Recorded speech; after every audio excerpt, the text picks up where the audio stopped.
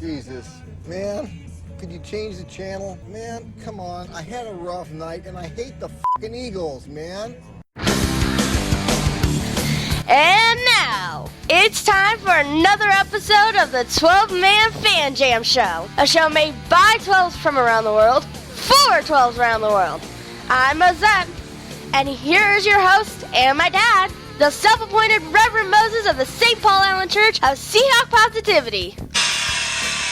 Yes, welcome to episode 723, the playoff and Eagles edition of your 12-Man Fan Jam Show, as our Seattle Seahawks get ready to take on the Philadelphia Eagles in the first round of the NFC playoffs. So please, put your tray table up and place your seats in the back in the full upright position. Settle in with the desired scent or beverage of your choice, and what can I tell you? Just a couple more inches and we would be celebrating at home, but that's what she said. All right, let's meet the posse for this episode. First, the yin to my yang. It is Matt from merry old England. Hi, Matt. Good morning, Moses. I'm glad to see the show has kicked off as we intended. We're off. We've picked a level. Flying away. We're cruising away. How you doing, sir? I'm well, thanks. Good. I'm glad to hear it. May not be after a little bit, but that's all right. Hey, look, there's our news hound, Shadowhawk Will is here. Hi, Will. Hi, Moses. How are you? Wonderful, sir. How about yourself? Doing all right. Happy 10th day of Christmas. Yes. Did you have a New Year's resolution by chance? Yeah. Never again buy reduced fat cheddar cheese. Yeah. That's a good one. Yeah. Go big or go home. Yeah. Go. Amen. And then there's, of course, Dustin. Hi, Dustin. Hello, sir. How about you? New Year's resolution or anything? Nope. Nope. All right. How's Kona, whatsoever. our 12-Man Fan Jam Show mascot? Her resolution, I guess, would be to not shit in the house. That'd be nice. Yay! We would enjoy that. Let's keep that from happening. Well, Yeah. progress would be switching from carpet to vinyl in the kitchen. Kind of like a Yeah, there you go. Baby steps. Oh, Statsman Baby Mark steps. was a vet at one time in his life, and that is Statsman Mark. Hi, Mark. yeah. I'm a vet of buzzer sounds And tiki torch noises. and yeah, your buzzer sounds, and of course our famous. yes, Yes. and I just read that the recent attack that we had was credited to the Patriots. They sent an advanced scout filming team that knew the Iranian general would be there, so Lord. And they There you deflated go. his balls. defending the country. World War III. It's funny. Gotta send the very best. Well, before we get into World War III, I do want to announce, I know you guys don't know this, it's kind of a surprise, but since it is a playoff edition, I thought I would bring in a special guest into the Seahawk Positivity Production Studios. It is none other than former head coach. See, I'm in Indiana, so I can get Colts coaches from the past. Ladies and gentlemen, Jim Morris Sr. Wow. Just walked into the building. I know, it's unbelievable. It's Coach unbelievable. Moore, I am so glad you're here. I have so many questions I want to ask you, but first I want to start with the fact of what do you think about the Seahawks being in the playoffs? The playoffs. Seahawks in the playoffs? Playoffs? Yeah. What about playoffs? Why? You kidding me? What? Playoffs? Hey, don't. I just hope we can win a game. Wait, don't. Hey, don't. Okay, so that went quickly. That went well. He. That's a nice touch. I'm not validated as parking. That's all I'm saying. But despite that, we'll go on and go over the rest of this show. Sweet.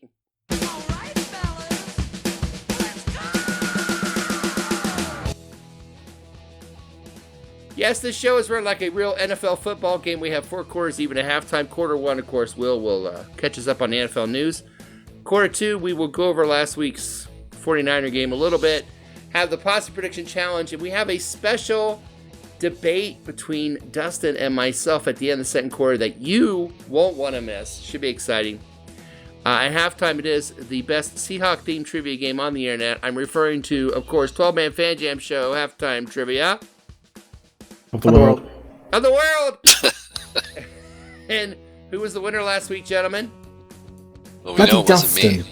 Yeah, it was that. Because I was one bloody number out. That's right, you were. Welcome to the Yeah, club, that was Matt. your bad, Matt. Yeah. Yes. It won't Dustin. happen again, Dustin.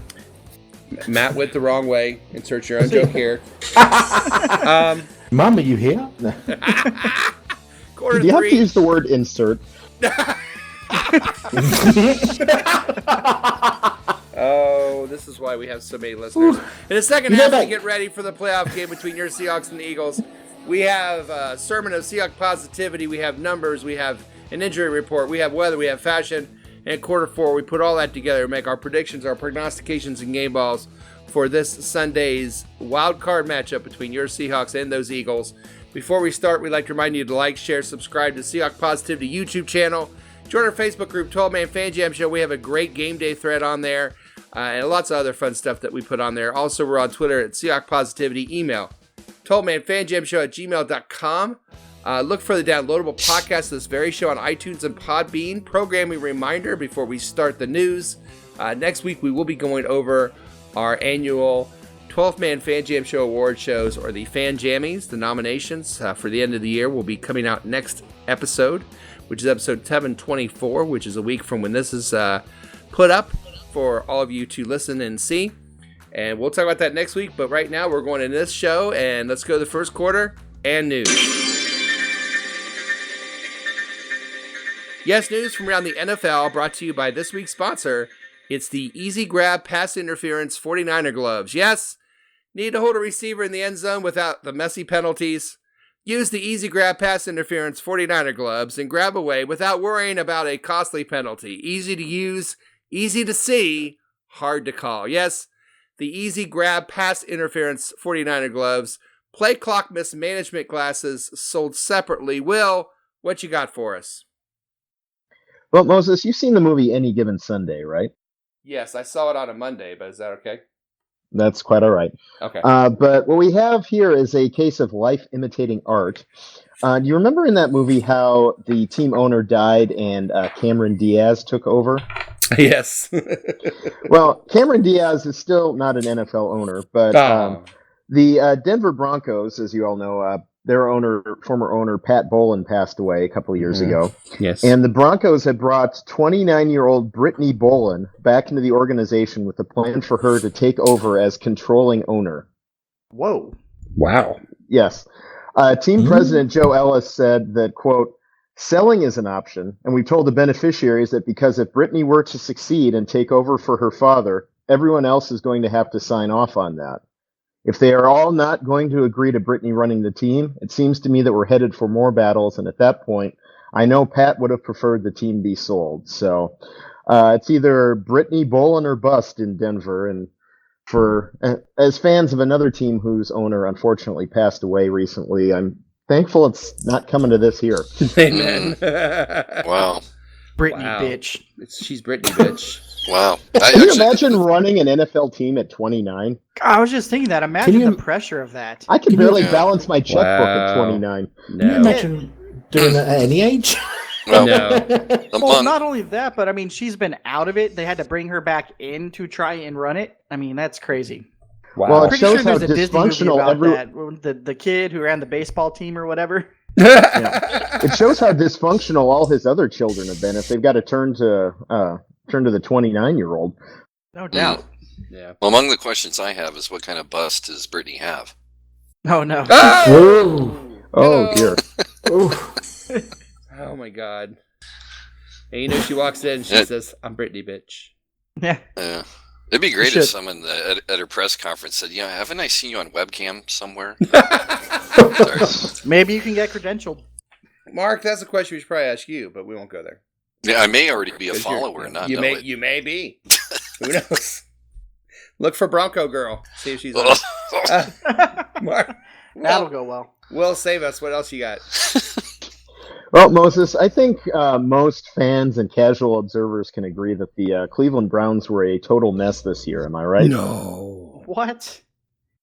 Well, it turns out the opinion was also shared publicly by a member of their coaching staff. A story by Zach Jackson on theathletic.com is covered pretty much the general layer of dysfunction surrounding the Browns, but also relate a story of offensive coordinator Todd Monken, who was the offensive coordinator but really do anything on game day because now former head coach Freddie Kitchens was calling plays on game day. And apparently Monken had a habit of bad-mouthing his team to opposing coaches before games, Oh, God. calling the Browns a, quote, total mess, and saying that the game plans on Sunday rarely reflected what was installed throughout the week. Wow. So just when you think the Browns can't get any more ridiculous, they have yet another hold my beer moment. Well, it's too bad. It's not like they don't have enough dysfunction from the players as it was, and now the coaching staff is joining. Which, of course, Kitchens was the head of that as well. But, man, that's just sad. He couldn't take the heat. So No. What's great is when they ask Freddie how the season's going, he said superb, not one staph infection. It's unbelievable how clean the locker room's been. Do you remember that? Like, all a matter of perspective. How many years ago was that? Where like it's like, my goodness, like you had to up your life insurance before walking in that place because they had staph infections. It was a while ago. That was back in the late. Vicious got hurt. Yeah, that was back in the late 2000s after Joe Vicious went there. I'm starting to show my age. Joe Vicious, he's delicious. That's a blast from the last episode. If you were. Yeah, sorry. Okay. Instead of Fergie-licious, Jaravicious. Anyway. Oh, there you go. Fergalicious. I forgot about that. Oh, man. Well, that's not surprising, I guess. I wish we had Jaravicious right now for this playoff run. No kidding. I feel bad for the Cleveland Brown fans, though, because they are some of the most loyal fans in football, and no fan base deserves what they're getting right now, so I kind of feel for them a little bit. Sometimes I feel bad for people like that, but then when you're constantly making poor decisions and you don't adapt what you're doing, I cannot feel bad for you. You know, at some point, that's on you. And speaking of which, Trevon Boykin got arrested again. So no way. Sweet. Great. Another great decision there. He's a hell of a decision maker. Yeah, he was. It's like, what decision? He's got a bit of Mark's disease, which is, what decision shall I do here? I know, I'm going to do the worst one possible. Mark's disease.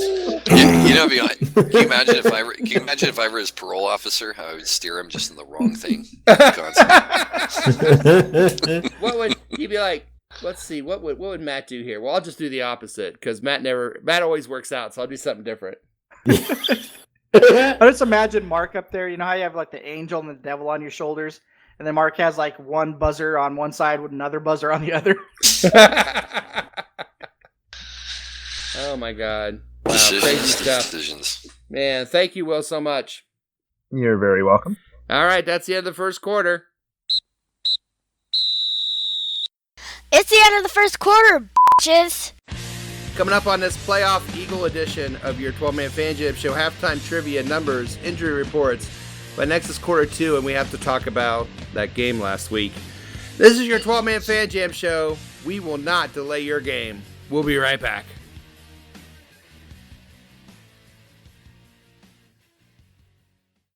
You're listening to the 12-Man Fan Jam Show, a Seahawk Positivity production. If there's a better use for the internet, I haven't found it.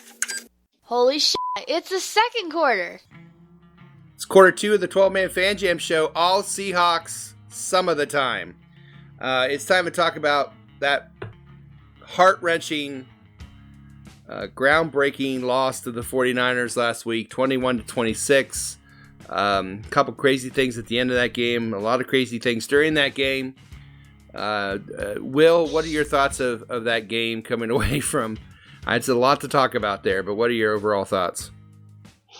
A few quick ones here. It's kind of ironic, unfortunately. I posted right before the game started that famous, it comes back to Any Given Sunday again, that famous pregame speech by what's his face, where he talks about football being a game of inches. And Pacino, I think, wasn't it? Al Pacino, yeah. And then we lose by inches. Yeah.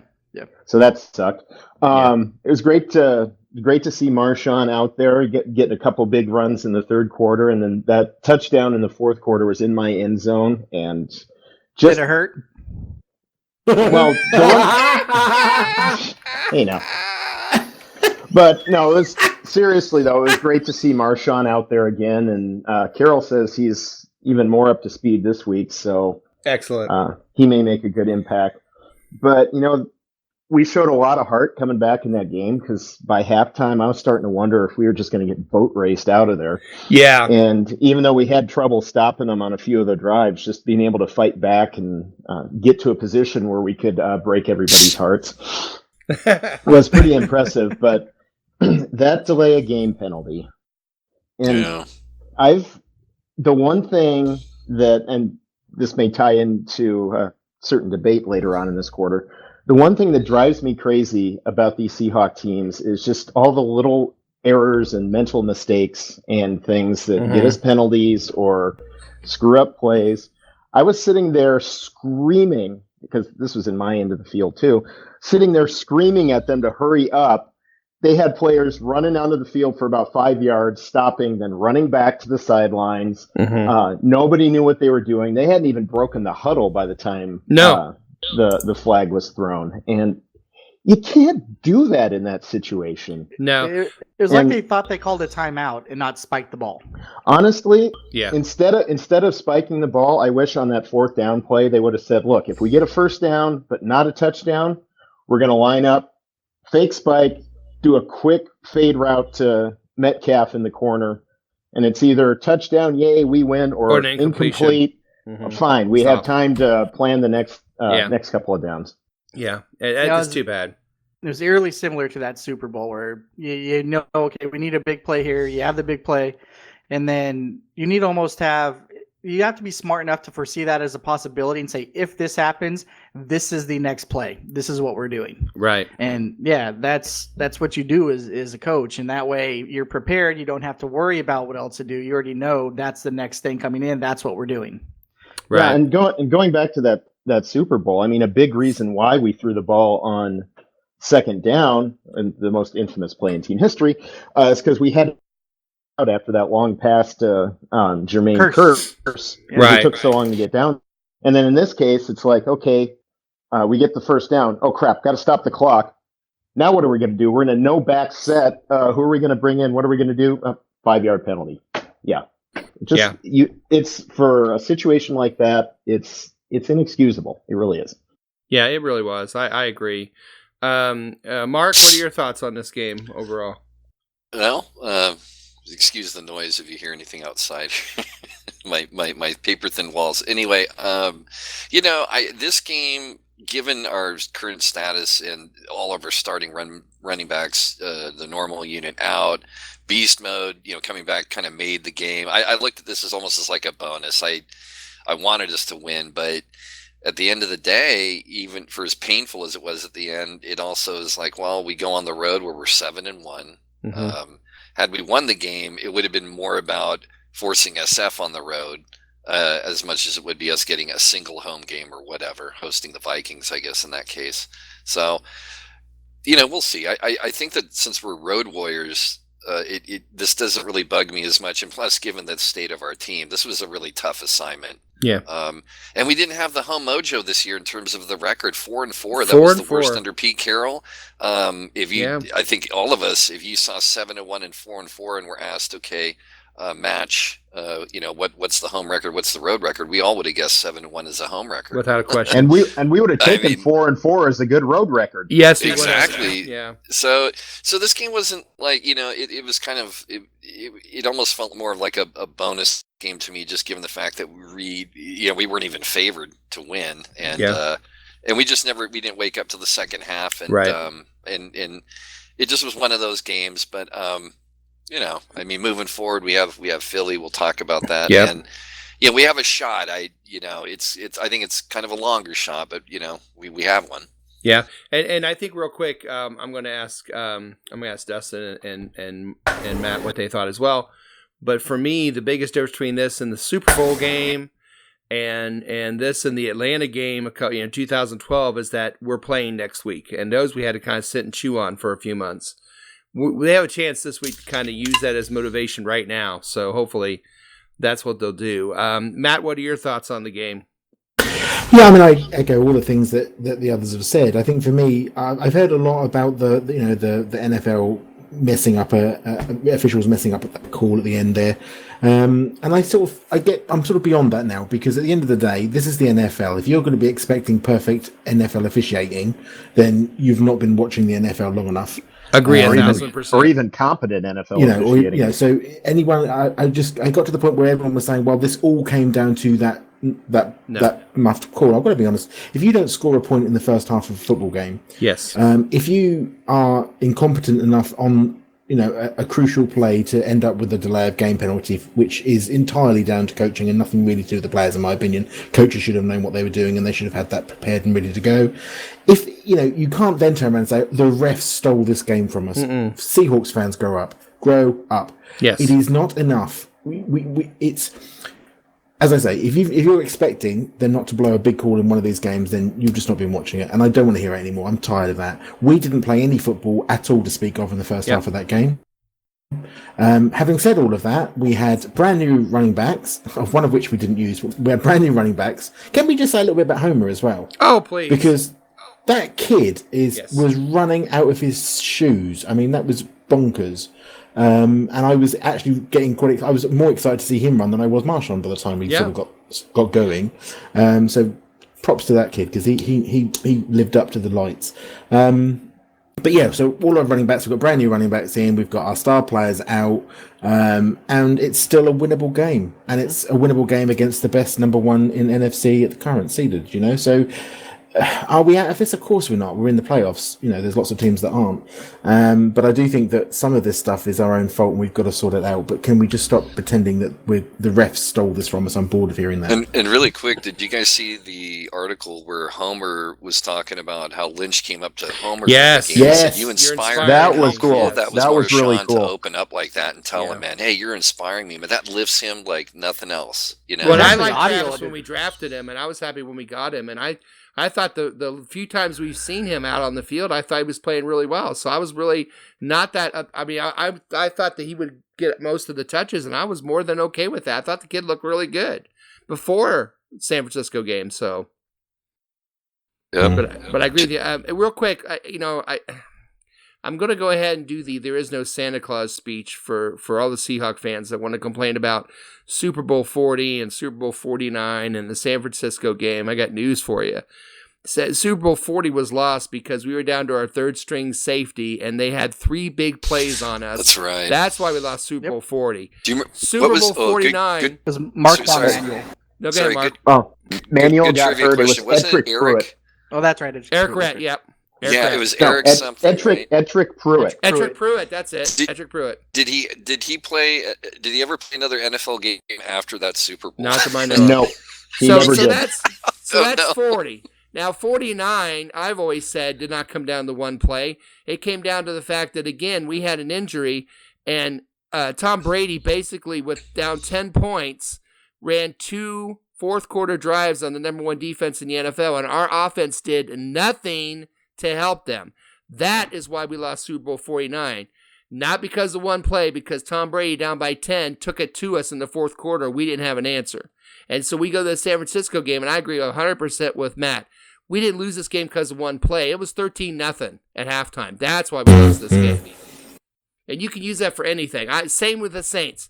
Everyone want to complain about the Saints last year. You know why the Saints lost? The Saints lost because they were at home and they blew a double-digit lead and they didn't do anything in the second half offensively. That's why they lost to the Rams. Yeah, that play sucked. But you know what? It never comes down to one play. You got 59 other minutes to do something with it. So I agree with Matt wholeheartedly. Quit your bitching. Yeah, quit your bitching, people. That's my job. Yeah, I'm the same way. I'm right there with him too, man. Dustin, final thoughts? Yeah, well, I think pretty much all of it's covered except for there's one vital aspect we haven't really talked about. I'm really, really disappointed that nobody has taken that Marshawn Lynch touchdown and set it to music from Top Gun soundtrack, Take My Breath Away, because that's I just think that would be amazing. That would. That is a great idea. I'll have to maybe we can get that going. Or even the Titanic thing that they use for everything when he jumps. Yeah. That big final finale thing, that'd be awesome. All right. Well, let's go ahead and stop there and let's go see how we did on our Posse Prediction Challenge in the 2-minute warning. Holy shit, it's a 2-minute warning. Okay, 2-minute warning. Here we go. Score was 21-26. First for the game score is a point to Mark Ty Turner. He had 20-31. It was 21-26. Pretty close, unfortunately. Prognostications, a point for Tom, a point for Mark Ty Turner, a point for Jose, and a point for Matt. No game balls. They lost. The over and under was over by half a point. A point to Tom, Little Mo, Mark Ty Turner, Jose, Matt, Will, Statsman, Mark, and Moses. Individual scores after week 16. Mark Ty Turner, the big winner at 3 points. Tom at 2. Jose at 2. Matt at 1. Little Mo at 1. Will at 1. Statsman Mark at 1. Moses at 1, meaning individual scores as we go into the Eagles game. Statsman Mark still leads at 32. Dustin and Mike Pascal tied at 29. Moses at 27. Matt at 23. Little Mo at 22. Tom at 21, Will at 20, Mark Ty Turner 19, and Jose at 18. Gentlemen, after 16 games, the team scores, Team 12, 109, Team Posse, 131. 22-point lead as we go into the playoffs, which is nice to see. Now, the Seahawks are looking to going into a lead in the second half. They are. They are. Hopefully we don't let anyone outcoach us in the second half here as we go. And speaking of that very topic, speaking of coaching, usually we break at halftime here, but this week it has come to my attention that there's a certain member of the posse who has a differing opinion than I do when it comes to the retention of a certain head coach, Pete Carroll. So I'm going to challenge this posse member in a debate in our first ever 12-man Fan Jam show mass debate. That's right, we're going to masturbate on the show, everybody. Time for a masturbate.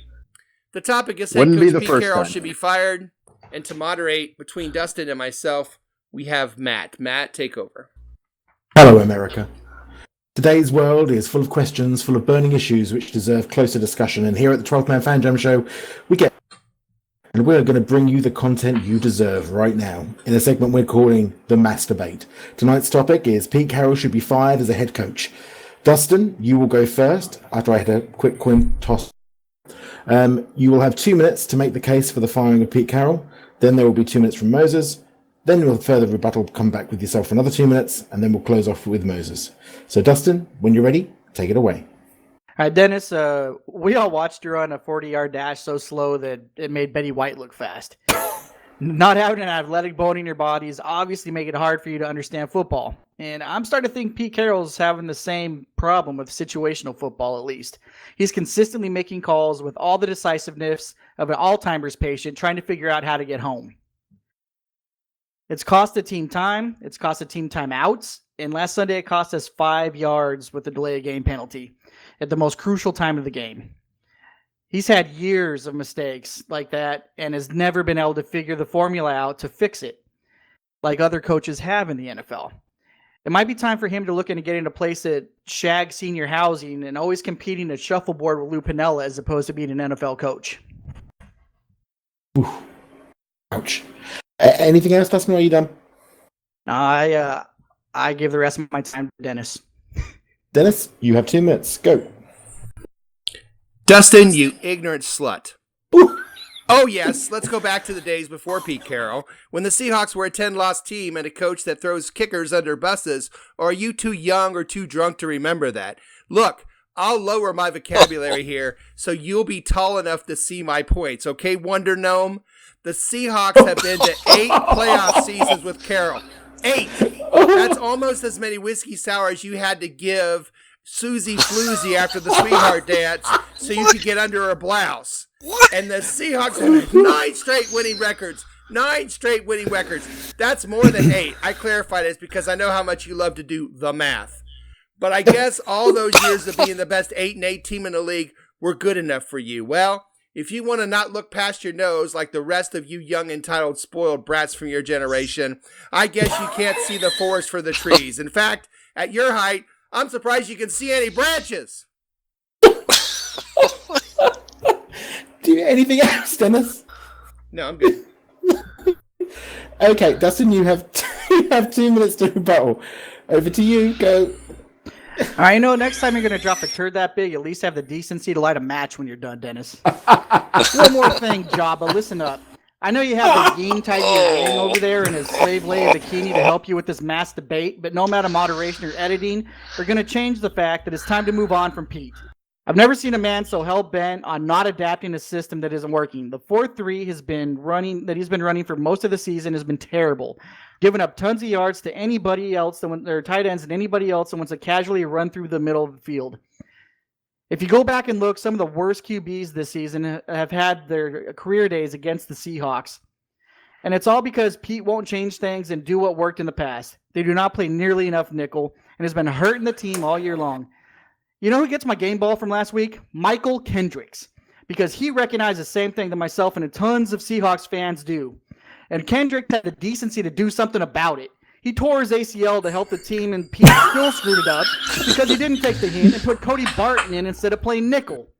The stubbornness and failure to adapt is what you see in coaches right before their time is up, and that's what we're seeing right now from Pete Carroll. Anything else? No, I'm good. Dennis, the remaining time for 2 minutes is yours to rebuttal. Go. Oh, Dustin. Did your parents have any kids that weren't born brain dead? Listen, answer me this, you little piece of Ninja Turtle excrement. If the Seahawks could lose their collective minds and fire Carroll, who would you go to bring in, genius? Probably some non-proven hotshot like the Rams, right? Yeah, I'm sorry. When do the Rams play in the playoffs this weekend? Oh, that's right. They don't. In fact, if you let Carroll go, I'm sure there will be tons of teams that would love to have the so-called problems of having a Hall of Fame coach running their franchise instead. Jesus, you young kids are so damn short-sighted and relying on instant gratification that you lose sight of the overall amazing success Carroll has given our Seattle Seahawks. No wonder your dog craps on the floor. She thinks you're below her intelligence. So get back to what you do best. Mop it up dog crap and leave the personnel moves of our franchise where it luckily belongs, nowhere in your hands. Remember, America, when it comes to a 12-man fan jam show mass debate, whatever side of this time down on, let's make sure we all come together at the end. And now it's time for halftime. Big back over to you. Holy shit, it's halftime. Coming up, are the Eagles in it for the long run? Are the Seahawks headed to Hotel California next week? Can the Seahawks handle life in the fast lane? All these answers and so much more just around the corner. But first, another fine edition. A 12-man fan jam show halftime trivia coming up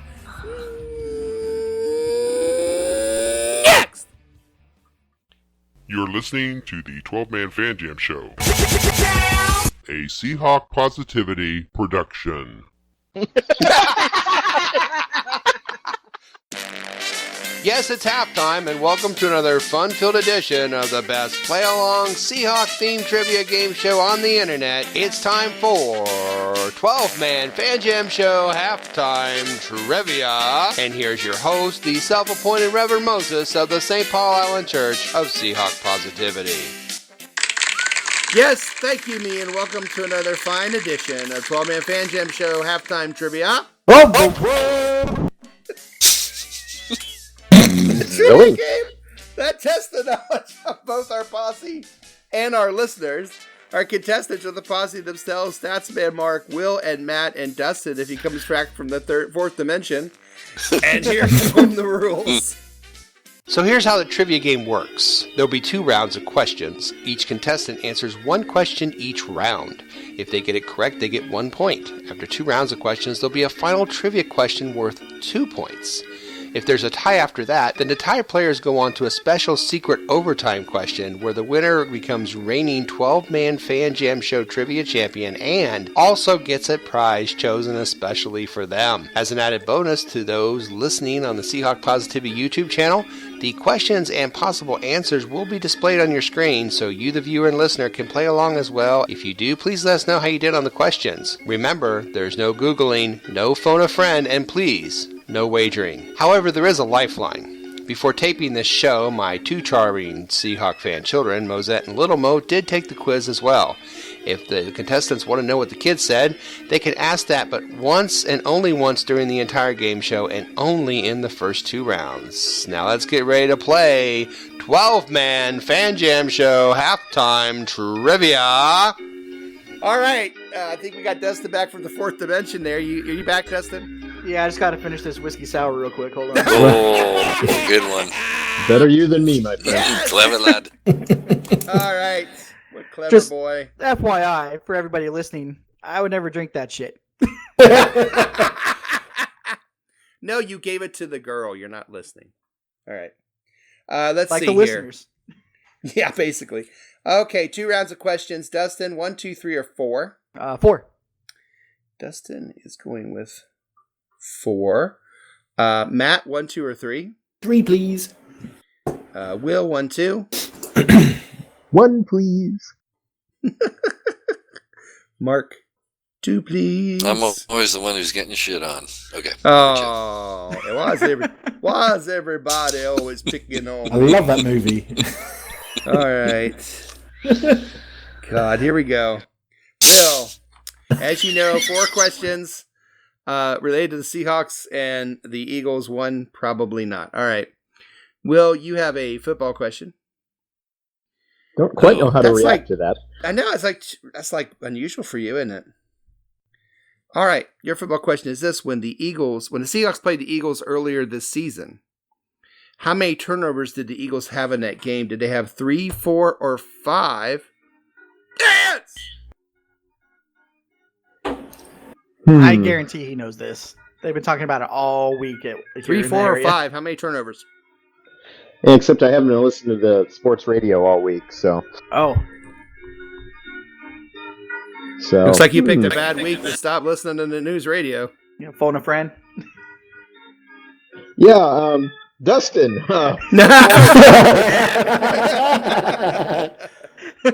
I'm sorry, Dustin can't reach the phone right now. Oh! It's too high up. Yeah. All right, well, again, go big or go home. I'll say 5. Go big or go home. Go big or go home. I am home. Crap! You don't get to go home. I'm sorry. You said 5. Little Mo and Mosette said 4. You said 5. Yes! I know it has to be a lot considering we won with only 17 points. So Yeah, it was a bad day for Carson Wentz. Hey, Mark. Oh, Mark. Yes, sir. Sorry, I had to take myself off mute. How long was it? How long? Oh dear. Oh my God! Awkward pause. How did I get this trick question? I'm starting over. How long was it from the time the rock band the Eagles broke up and the time they got back together? Was it 10 years, 14 years, or 16 years? How long of a time period was it from the time the Eagles broke up and got back together? 10 years, 14 years, or 16 years? 10 years, 14 years, 16 years. Okay, let's see. So, let me do the math. You want Dustin to do that for you? I think I know this. And we all know this is very dangerous. So now I have to psych myself out. What was my original answer in my own mind? And now I got to flip it. That means 14. Have you ever heard of lunatic think out loud? So. What the hell just happened? I say that often. Well, did you say 14 years? Podcast. Basically, is what you're saying?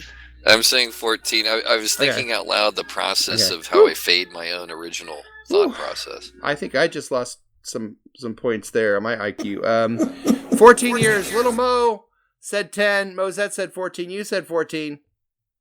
Oh my God! It worked. Oh my goodness! I don't know. Look at that. How it worked, but it worked. Crazy route to get there, but he arrived. It's only crazy if it doesn't work. My new trivia campaign, New Year, New Beginnings. Oh, there it is. Wow. Also, Hell Freezes Over would have been an acceptable answer. No, yeah, that's the album. Yeah. Oh, nice. Yeah. Well done. Matt.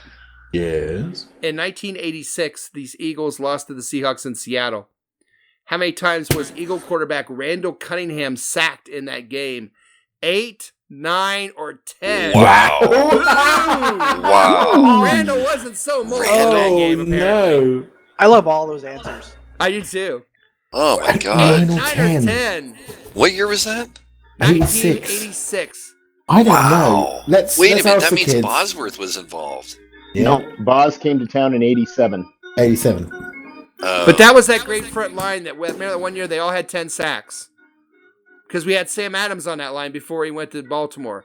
So you had Adams and you had Sinclair. Yep, Sinclair. And who else was on there? Rufus was linebacker, but yeah. But that whole line, remember? That was a great Moses, line. was this 86 or 96? 86, you're right. That's before that, isn't it? Yeah, because that's Jeff Bryant, Jacob Green, and Joe Nash era. Because I'm in the wrong era because Joe Nash. Cortez was 90, you're right. That's such a great name. Well, for me, what was their the 80s nickname? are 20 years ago. That's what I feel about it. Dudes that never Again, missed a game. 8 sacks, 9 sacks, or 10 sacks. How many sacks? I'll ask the kids again if I can. Matt, you want to ask the kids? Okay, I'm Yes, sorry. please. Little Mo said 8. Mosette said 10. Nobody said 9. I'll go 9 then. Oh, 9. Disrespecting my children on my show. Sorry about that. Going 9. Getting it right. Wow. It is uncanny. You know, that only works for Matt, though, because if the rest It of us does. try it, we get it wrong. And he's So doing true. this at 3 o'clock in the morning. I know. It's true, it is. I would love to God. see something like that this weekend. That'd be awesome. Yeah, I agree. Hey, Also, I have a Dustin. video webcam, Dustin. Dustin, in 2016, the Seahawks beat the Eagles in Seattle. How many interceptions did Carson Wentz throw in that game? 1, 2, or 3? Not quite as exciting numbers there. I wanted him to say 8, 9, Are we or sure 10. it wasn't Nick Foles? Yeah, I'm just What saying, year? Carson Wentz seems to not play a lot. 2016. Yeah, that Right. was Wentz. That was Wentz. That's Wentz. 1, 2, or 3? How many interceptions? 2. 2. Ask the kids. Ask the He kids. doesn't even ask the kids. He just Can I goes ask the with his kids gut. and see if they agreed? How about that? Well, Little Mo said 2 and Mosette said 3, and you're going with 2? Sure. It's because you got it right. I mean, everybody. Wow. Perfect score in the first round. That crazy talk is what that is. All right. Man. We know our shit. Golly. Dustin, 5, 6, 7, or 8? How about 5 this time? Well, okay. Do something different. Matt, 6, 7, 8? 7, please. Will, 6 or 8? 8. And that leaves Mark with 6. All right.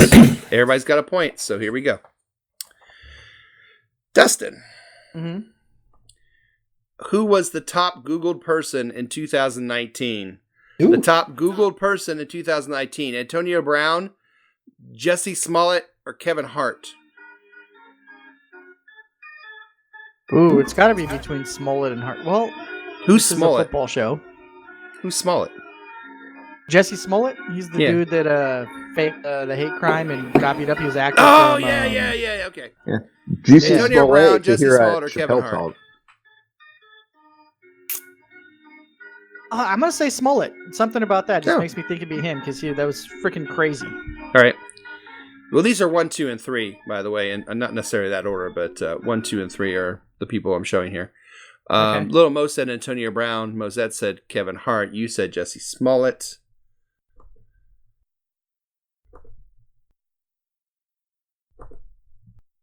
The suspense is killing us. Oh. Sorry. Yeah, I I'm didn't sorry. think It so. was Antonio Brown.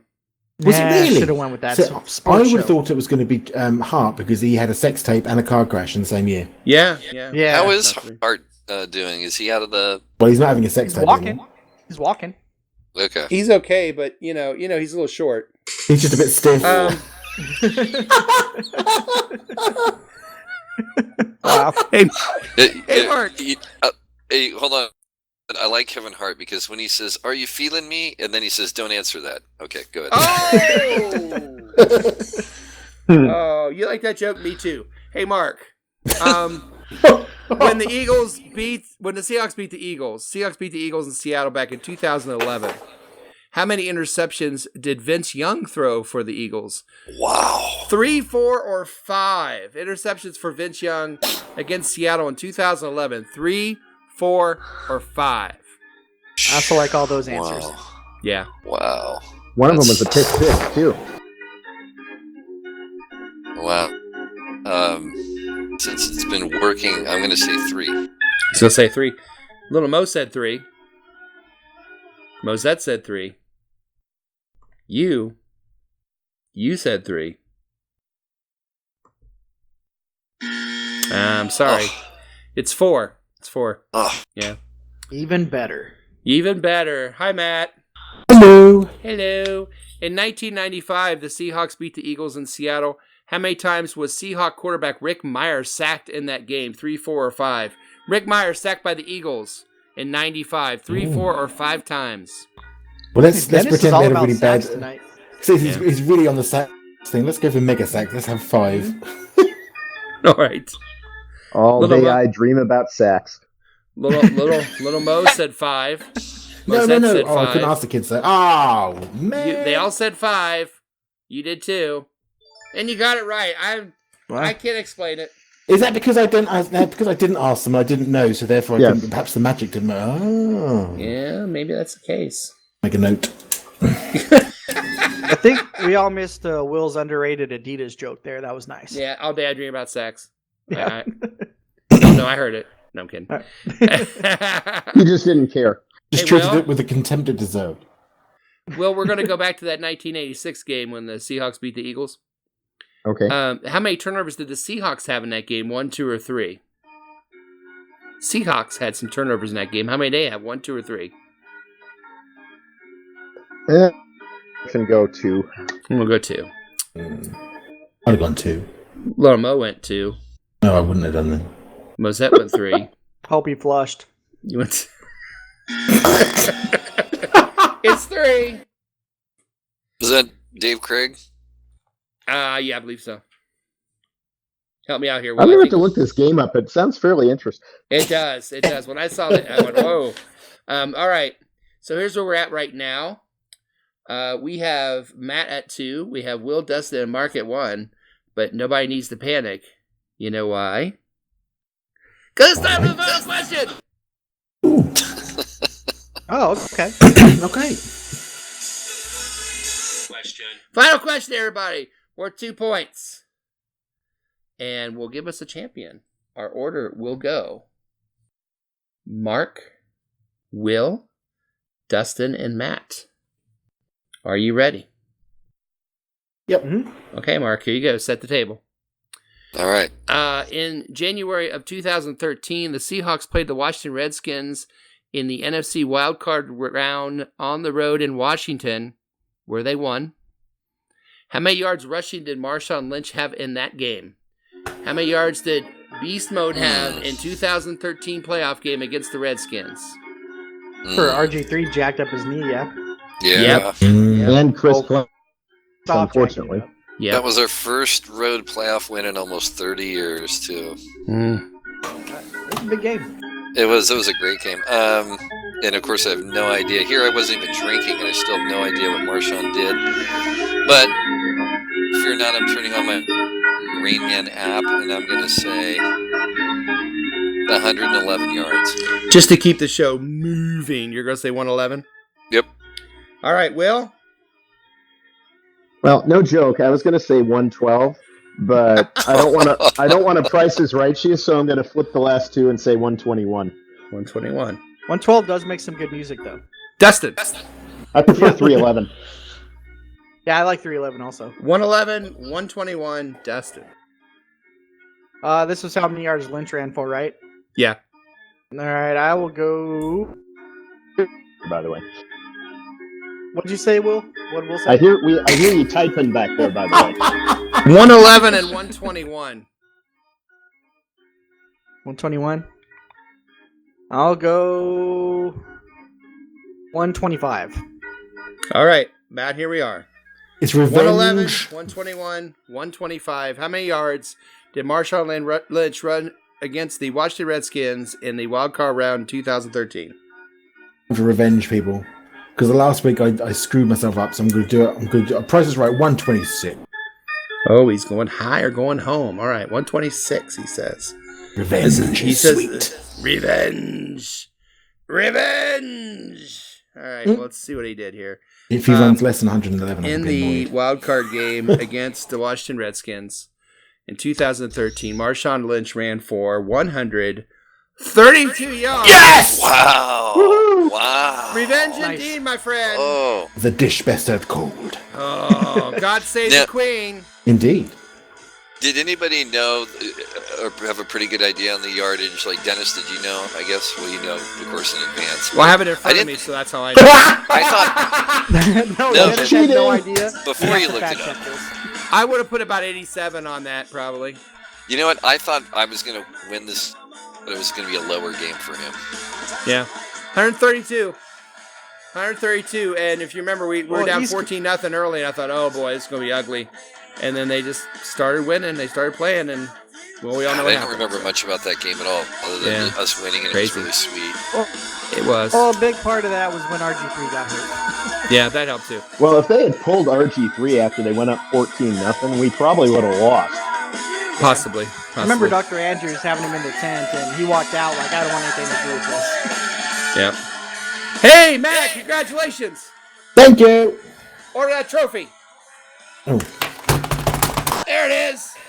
All right, hey. Broke my keyboard. This has been another amazing, crowd-pleasing, heart-stopping, award-winning edition of your 12-man Fan Jam Show halftime trivia. Of the world. Of the world. We'll be back with the second half of the show right after this. Sex Pistols, lead us on.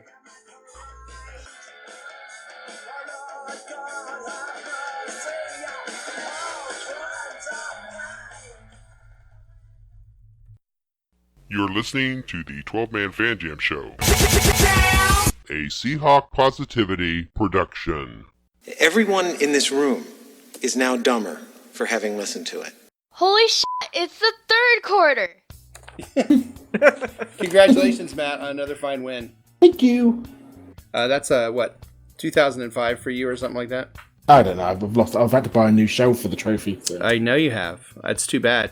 And we're going to help you pay for that shelf later as we go into the third quarter of your 12-man Fan Jam Show. Hello, everyone. Where Eagles will not be landing.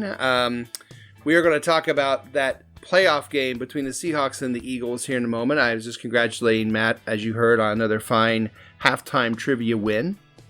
Well done. Anything you want to say to everybody? No, I don't think so. All right. Because real quick, he doesn't talk to losers. I'm getting a message that coming back into studios is Jim Mora. Jim Mora, you come back. You coming back in? You want to talk about the playoffs? The playoffs? Do you want to talk about the playoffs, Coach? You don't want to talk about the playoffs. No, I'm not going to validate your parking. Coach, no, I'm not going to talk. We're talking about playoffs. Playoffs? Yes. Talk about playoffs? Oh, come on, man. Playoffs? Come in. Don't close. I just hope we can win a game. Don't close. All right. Well. How rude. I guess he's gone for good this time, I guess. So we'll go ahead and talk about this playoff game ourselves. The Seahawks take on the Philadelphia Eagles, first round of the NFC playoffs, 4:40 Eastern Standard Time, 1:40 in Seattle, and in merry old England. What time are we looking at? At 9:40. I hate that. All right. Well, let's see how healthy these teams are by turning to our own doctor, Dr. Dustin, with the 12-man Fan Jam Show injury report. Dr. Dustin, tell us the news. Doctor, give me the news. You want to find out how healthy the teams are? They're not. Please. Segment over. No. All right. Thank you for that. No. Yeah. No, so we're going to start with the Eagles. Out is Nelson Aguilar. He has a knee injury, hasn't practiced, he's not playing, which, and honestly, to me, is kind of a disappointment because he drops a lot of balls. So yeah, he does. Questionable for this game is Lane Johnson. He had an ankle injury, did not participate in practice. Zach Ertz, this is an interesting one. Zach Ertz, he had the rib injury. I think he broke a rib. He had a lacerated kidney. Yeah. Which is just a fancy way of saying he cut it. There was a cut on his kidney. He's been limited in practice, but he's not cleared for contact. He had some medical tests done, and they're waiting for results tomorrow. If the results come back positive, he's going to play. If they come back negative, and I'm sure this has to do with the kidney more so than the ribs, then he's not playing. So... I hope the guy, to be honest, 100% honest, I hope his kidney's fine. I hope it's healing. Yes. And I'd be okay with seeing him that's on the scary field because of that. Because that kind of issue. Some things are bigger than football, and I hope he's doing all right. Me too. big time. Yeah. I think you should take the week off just to be safe. But I'm just thinking of it. Right. And then with those guys, Miles Sanders is actually playing. He's in. He didn't make it on the injury report this last couple days, so that's kind of a big factor too. Yeah, that is. Be. Yeah. And then Seattle Seahawks. Oh wait, is that it for the Eagles? That's it for the Eagles. So I think you're missing one because I think Glenn Fry is out. True. Glenn Fry, the Eagles passed away, so he will not be there. So. That's an acceptable excuse. Yeah, I think he's definitely on the injury report. Go ahead. We're going to need a doctor's note for that. Yeah, we'll get one. All right, so now to your Seattle Seahawks. Out for the game, tackle Dwayne Brown. Yeah. He's listed with a knee and biceps injury. Hasn't practiced. We all know it's more the knee injury than anything else. He had surgery on it a couple weeks ago. They're still working on getting the swelling down. Once the swelling's down, they can work on mobility. He had an outside chance of making it this week. It's not happening. Hopefully next week he'll play. Wide receiver Malik Turner. Hopefully they'll all play next week. Was that? Oh, yeah. Well, that was, that's kind of what I was leaning towards there. Yeah. Malik Turner, still dealing with a concussion issue. Didn't participate in practice. He's not playing. Linebacker Michael Kendricks, my player of the game from last week, is not playing. Matter of fact, he's going to have surgery. He's got to fix his leg. He's not on the IR yet, though. We have two players that are questionable. One is wide receiver Drom Brown. What's interesting about that is that he practiced earlier in the week. Okay, so at the beginning of the week, Pete said, yeah, he's out. He's not playing. Not going to happen. Then he practiced. And they thought maybe he would. He had a personal issue today, so he didn't practice. But Pete said had he been there, he would have practiced. So he's questionable. Kind of sounds like they might be leaning towards him playing. So that's an interesting one. Iapati has that stinger he's been dealing with, or has that stinger issue. He didn't participate in practice. I'm guessing he's not going to play. That's what my gut's telling me. Yeah. And that's it for the Seahawks. Yeah. All right. Hopefully. All right. Two big names not on that list. Jadeveon Clowney, Quandre Diggs. Yes. Thank you. I knew I was forgetting something. Thank you. Yeah, Quandre Diggs is the one I'm most excited about. So, little side rant here. We have to have good safety play in this defense in order to make it function properly. Yep. And when Quandre Diggs isn't in there, there's an obvious drop-off in safety play, and that makes a huge difference on the field. So the fact that guy is able to play is a huge bonus for the Seahawks. And it is. And I feel like Will Ferrell's and Hill is a terrible player. I mean, when Lano Hill's out there, it's just he's really fallen off last couple games. He takes some terrible angles and makes some bad decisions. It's high school stuff. Anyway. That long run in the Cardinals game. Yep. Horrible angle. I mean. Yep. All right. Sorry. That's okay. Thank you for the injury report there, Dr. Dustin. Yeah. And now we turn to what the weather is going to be by asking a man living in England. It's time to once again have the 12-Man Fan Jam Show weather and fashion report with Matt from merry old England. Oh, Matt. It's raining man.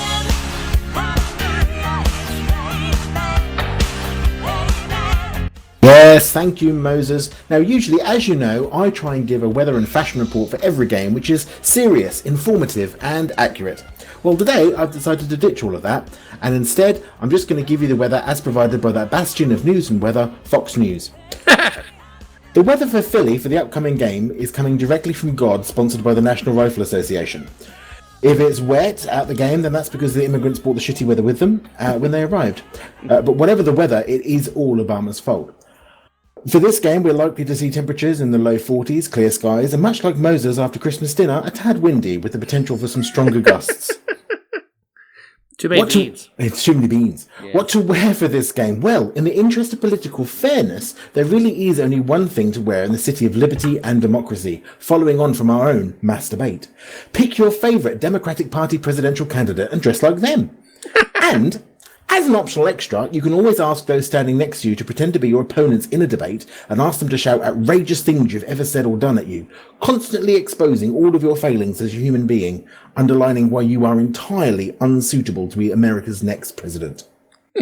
Just throw a Hawks jersey over all of that, and you're good to go. With all that being said, it looks like perfect Seahawks weather. So, Moses, it's back over to you. Oh, wonderful. Thank you, Matt, as always. You're welcome. And now the guy that always has our number, the man with numbers and tokens all around him, it's time for Statsman Mark and the 12-Man Fan Jam show by the numbers for our game and maybe a couple of teasers, Mark. Ricky don't lose that number. Ricky don't lose that number. Ricky don't lose that number. Oh, man, that voice. Yes. You're welcome. Hello, everybody. And after Dennis shattered glass, we got the wild card picks. And let's see, on Saturday, we got the AFC going. I don't know what the trends are. Again, given my history, I'm not sure if it matters, but I got a feeling. That's the spirit. A feeling deep inside, just like McCartney said. I got a feeling. Yeah. Yes. Anyway, I forget which song that is. But anyhow, the first game, Houston is hosting Buffalo. Houston, man, up and down. Buffalo, kind of a scrappy team. The line's 2.5, and it looks like they're begging you to take Houston. So I'm going to fade that. I'll take Buffalo in the 2.5 on the road to cover. The next game is New England hosting Tennessee, 5.5. And in this one, I'm going to go Tennessee, man. I'm going to say Derrick Henry has a big day. And New England, I don't know if we're all in agreement on this. I think they finally don't make a Super Bowl. Be refreshing. Sunday, New Orleans, 7.5 over Minnesota. And I'm going to say because in a year where things just don't make sense, Kirk Cousins is actually going to make it interesting. So I'm going to take the 7.5. You know I'm a gambler and a fool with that, but I'm going to take it anyway. 7.5 points. And then finally, your Seattle Seahawks, a 1-point favorite. I think it maybe went up to 1.5, but I shopped around and I got it at 1. And then the over-under, interesting, 45. Whoa, that's low. Total. Yeah. And again, if you fade everything I just said, except Seattle, that is your one winner. If you fade everything else, you'll have a perfect card in a 14 parlay at 12-1. So there you go. Hey, real quick, the song that you were looking from the Beatles, I believe, is called "I Have a Feeling." So you're one of I Have a Feeling was, and also I think I read this week that the Patriots are like 0-9 when they've not had the first round bye. I think, as far as Super Bowl appearances, I thought I read that somewhere. Wow. That all their appearances have come off of the first round bye. So it'll be interesting to see. So it doesn't happen very often for them. But real quick, disclaimer, these numbers have been presented for entertainment purposes only. 12-Man Fan Jam Show does not endorse betting on anything or anyone at any time. Please don't take anything we say on this show ever seriously. Mark, thank you so much. See. And now, to read his sermon for this game, please be upstanding for our very own Reverend Moses, the self-appointed Reverend of the St. Paul Allen Church of Seahawk Positivity. Oh, Reverend!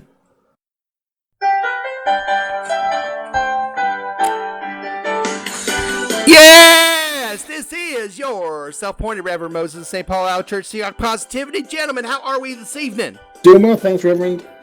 There were bad things said about Dustin earlier. I have prayed for you, my friend, and I hope that you are forgiven all. Why? Okay, we'll move on.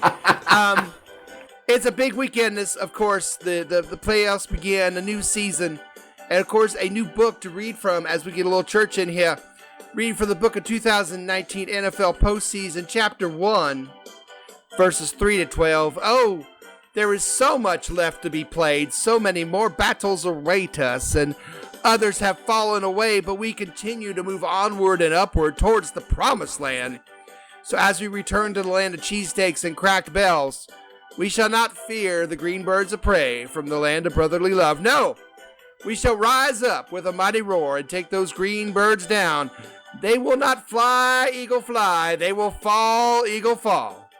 For woe is he who stands in the front of the power of Seahawk positivity. There will be much rejoicing in the land. Yes, go forth, my brethren. Go forth and spread the good word of Seahawk positivity. Praise Largent, praise Cortez, praise Walter Jones, praise Ken Easley, and go Seahawks. That is the end of the third quarter of this 12-man Fan Jam show. Coming up next, it's our predictions, our prognostications, and game balls for that playoff game against the Eagles. We'll be right back. Ben, take us out. You're listening to the 12-Man Fan Jam Show, a Seahawk Positivity production. I'm surrounded by idiots! Idiots! Holy shit, it's the fourth quarter. Okay, it's the fourth and final quarter of this playoff edition and Eagles edition of your 12-man Fan Jam show, where New Year's resolutions come to die. Most of them die on the 2nd of January, so I think they're already half dead. But if there are any New Year's resolutions out there, this is where they come to die. In this quarter, we're going to make our game score predictions, our prognostications, and game balls for that very playoff game. So we'll start with our picks from Team 12. Jose says 23-16 Hawks. Shaquem Griffin with a sack and Lockett with the game ball. Tom Lucas says, here we go. It's playoff time, even though not the way we wanted it. I think last week's loss pissed our team off. Even though we're 1-6 in rematch games, I don't think that will matter. Seahawks win 31-20. Metcalf 2 touchdowns. Game ball to Metcalf. Little Mo says 24-17. Seattle with 3 sacks. Game ball to Metcalf. Mark Ty Turner says we should win in Philly, but as my friend Mike pointed out following the losses against the Cards and Niners, the law of averages seem to have caught up with the Hawks. Pete Carroll has never lost to the Eagles as head coach for Seattle, and the team hasn't lost in Philly in 20 years. The Eagles have also been playing better since the last time the two teams met. The Seahawks, well, have not. So that being said, Seahawks win. Seahawks 20, Eagles 19.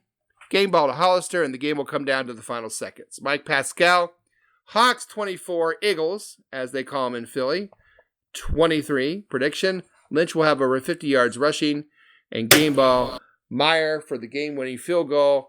And now we come to Team Posse. Hi, Will. Hi, Moses. How are you, sir? I'm well, and you? Oh, I'm here. I'm here. Yeah. So you got a prediction, prognostication, game ball for us? I do, and this is kind of piggybacking off of what Dustin was saying in the third quarter. But looking back on our 5 losses, I couldn't help but notice that Quandre Diggs was absent for 4 of them. And the one loss where he did play, he scored our only touchdown and got 2 interceptions. So he was the only one that did not lay a complete egg in LA last month. Well done. So he will be my game ball because, as my prognostication, I believe he will generate 2+ turnovers.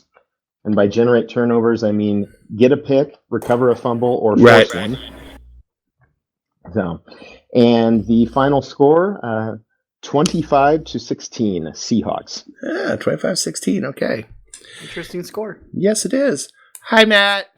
Hello. Hello. How are you over in England? How are things? It's very well.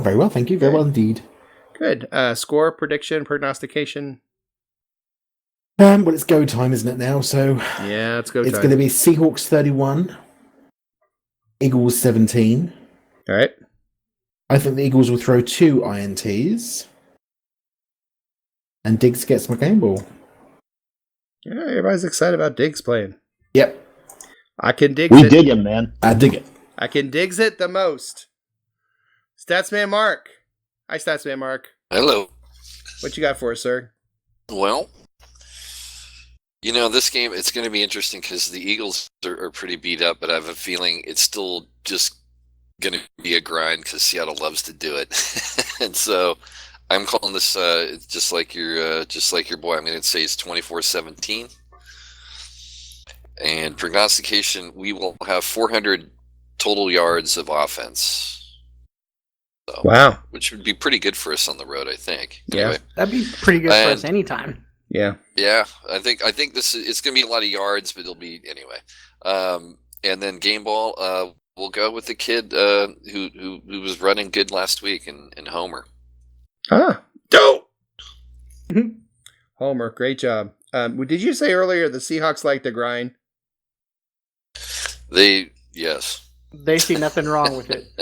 They like to grind. Isn't that one of their end zone celebrations? Probably. Nothing wrong with a little bump and today. grind. Nothing wrong with a little bump and grind, Unless Dustin. they're How are 14. you?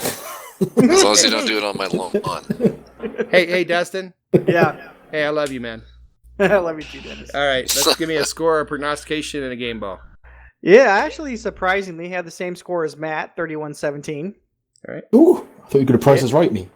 No, same exact. 32-18. Yeah. 17 and a half. 17 and a half. Yeah. There you go. Game ball. I'm giving to Lockett. Prognostication, he's going to score 2 touchdowns. I think that he needs to get going for us to have a decent playoff push. He's been pretty silent as of late, due to his injuries and flu and other things. So I think he's ready to get it rolling, and we need him. I agree. Well done. All right, it's my turn. Well, the last time we dropped into the city of brotherly love, the Eagles were 5-5, and their playoff chances looked just about as good as me wearing my old high school band jacket. But like putting on my old band jacket, the Eagles' trip to the NFC Eastern Division crown hasn't been pretty, and it really doesn't fit them very well. But you can barely squeeze it on and wear it for a short, uncomfortable time until it rips apart at the seams on you, and you wind up throwing it in the garbage where it probably belonged in the first place. The Seahawks really cruised in that game, and we left Philadelphia figuring we wouldn't see these sorry-ass bastards again, but when you have the Redskins, the Giants, and those Cowboys in your division, well, anything's possible. And oh, sure, Carson Wentz still looks like Ronald McDonald and Prince Harry had an illegitimate child. But since the Seahawks played the Eagles have been 4-1, and the Seahawks have been 2-3. But the 4 wins the Eagles have had are the Redskins, the Giants twice, and those Cowboys. And how about them Cowboys, huh? They got that huge stadium with that huge screen, which is perfect for watching playoff football on, which is the only playoff football these screens are ever going to show. You know Jerry gets cable on those damn things, but I digress. The Seahawks came 2 inches from not playing this week. 2 inches from pay dirt. Sounds like the title for an autobiography about Statsman Mark, but we'll move on. 2 inches from pay dirt. The Seahawks are pissed, and they are about to take it out on the poor redheaded stepchild that wears number 11. Carson, you have been warned. Watch my game ball DK Metcalf catch 2 touchdowns. That's my prognostication. That sound you hear is Niner Nation crapping their pants, realizing that we are still back, and we just might get in their way. Or as the Seahawks win by a score of Seattle Seahawks 31, Philadelphia Eagles 17. Ooh. Well, that's a popular score, isn't it? So it would seem. Well, it looks like it's time to bring another wonderful and amazing 12-man Fan Jam show to a sad close. We're so glad you decided to waste some time with us. We hope you laughed a little. Maybe you learned a little something on our little journey in this episode. What did we learn in this episode? Well, we learned what coach was bad-mouthing his own team, what Mark's disease is. We learned that Brittany's a bitch. Marshawn scored in Will's end zone, and it didn't hurt.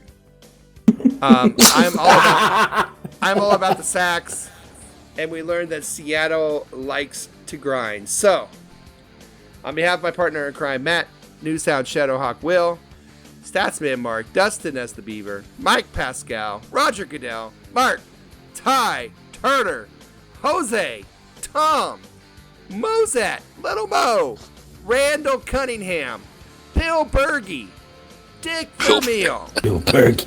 This is Moses saying until next time, go Hawks. Go Hawks. Fail, Eagles, fail. Will you have another masturbate? Well, there's always time.